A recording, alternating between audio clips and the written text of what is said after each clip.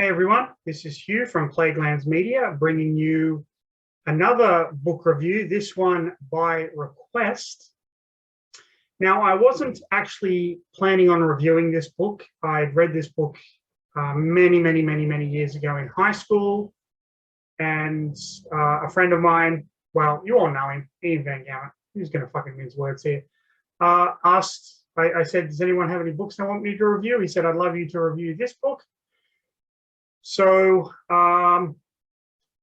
didn't think I had it in my collection, actually found it again, read it, wasn't going to review it, but then I got a little visit from some people, and they told me that if I didn't review it, we'll tear your soul apart.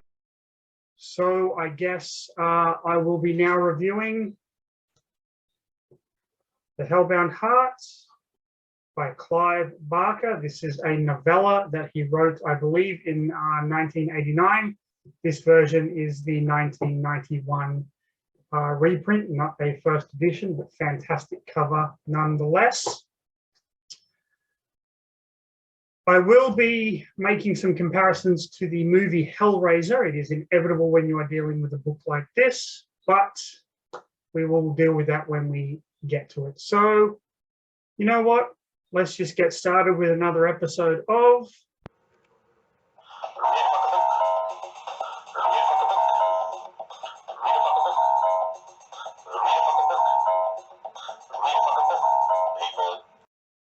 So straight away, I'm just going to say that I'm a huge fan of Clive Barker's work.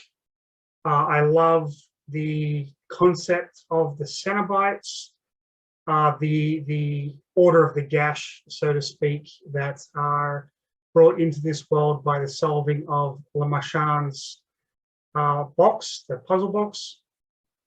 But his other work as well, his books of blood, Damnation Game, Cabal, Cold Heart Canyon, they're all just really fantastic work. He's a very talented author. He is an incredibly talented artist and a very talented director as well. Now, when it comes to The Hellbound Heart, this is actually very interesting because this novella was kind of rushed out so that Clive Barker could actually turn this into the film Hellraiser. He had initially created the character of Pinhead for a play, and he thought it would translate better to the screen, and so the novella was kind of like a placeholder, so to speak. So if you are going to compare the movie and the book, they do follow along very closely. You do have the same story beats. Nothing is really missed here. There are some character name changes. And of course, the main character of Kirsty is very different than she is in the movie. In the film, she is Larry's daughter, whereas in the book, she has this weird infatuation with Rory, who is technically the same character as Larry. Now, the whole purpose of The Hellbound Heart is, of course, the whole point to the story is, of course, Frank Cotton, the brother of Rory, who is this kind of world-traveling adventurous type who's trying to find new heights of sensation, new pleasures, and he hears about the Order of the Gash, these Cenobites that are like hell priests, something along those lines. And he hears about Le Machin's puzzle box and gets it, opens it, and it's basically a trick. And the Cenobites keep him captive until he finds a way to kind of escape. The book does a really great job of bringing to life exactly how these things occur. It's not something that you get in the film.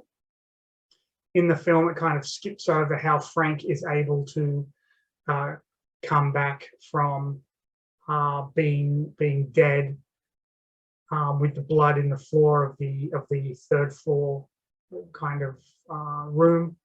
but the book kind of explains that whoever opens this puzzle box, they leave something of themselves behind in that spot. And that is why when blood drips onto the floor of the damp room, as it is called, he is able to come back. You have the character of Julia, who is just this very well-written bitch. She's married to Rory, but just before her wedding, she met his brother Frank. Frank basically rapes her. She acknowledges this, but then, you know, it's that idea that she likes this violence when it comes to sex, and that's a key theme in a lot of Clive Barker's works, is like sex and violence kind of mixed in together. Rory, just a loser. No one gives a crap.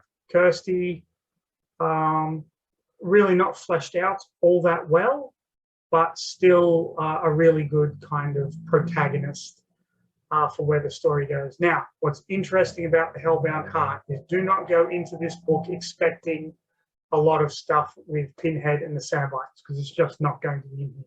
In fact, I don't think the character of Pinhead, he's not even called Pinhead in this book, and there are allusions to the fact that the character is female.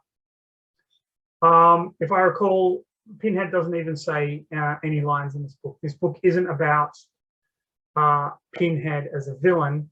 This book is about a man trying to escape from the clutches of these hell priests, this so-called Order of the Gash, who value the sensation of pain over pleasure.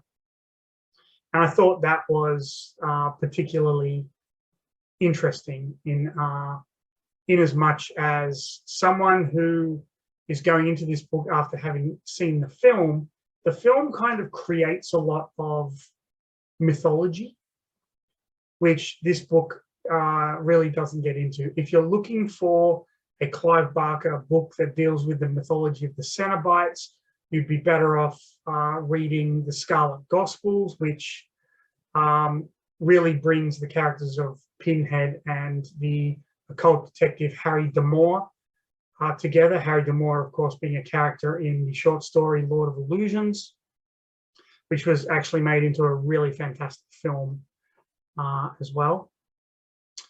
So the Scarlet Gospels, but look to other Hellraiser kind of media. There's a fantastic series of comics that deal with survivors of the Cenobites.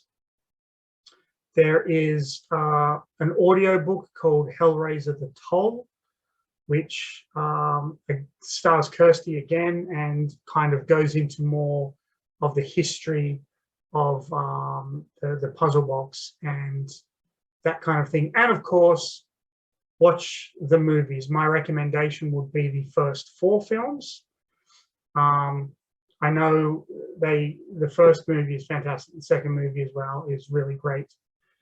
The third movie cops a lot of shit, but I really, really enjoy it. And the fourth movie, while not the best, it does go into the history of Le Marchand, how he creates the puzzle box, and then his ancestors in the future. And yes, it does bring Hellraiser into space, but, you know, get the fuck over that. That happened a lot in the 90s with Leprechaun and Jason and whatever. So just deal with it. But I highly recommend The Hellbound Heart. Fantastic little novella, comes in at 127 pages, quick read, writing style, A+, absolutely fantastic. Yeah, so if you're into all things kind of Hellraiser, definitely you have to check that out if you haven't already. So with that said, thank you for indulging me in this little short book review. Thank you to Ian Van Gemert for suggesting it. And yeah, if you've got nothing better to do, read a fucking book, people.